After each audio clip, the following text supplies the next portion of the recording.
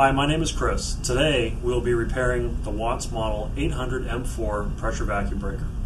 Oftentimes in the field you may encounter a leaking or malfunctioning pressure vacuum breaker which may look like this.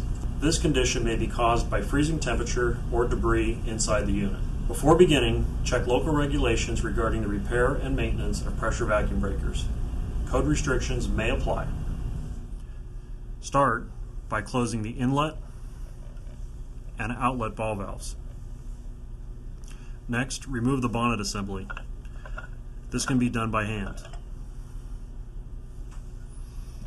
Followed by the bonnet O-ring and vent assembly. Next, remove the check assembly by pressing down on the check retainer and rotating to remove the spring load.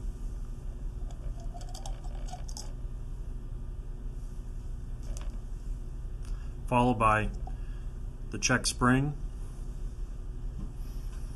and check disc assembly.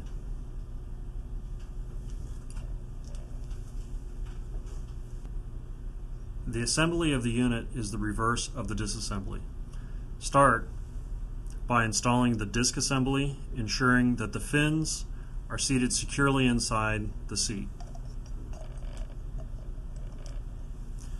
Next, install the spring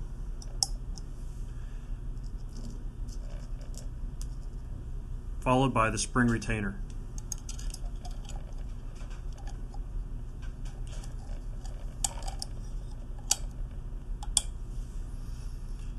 Next, install the vent,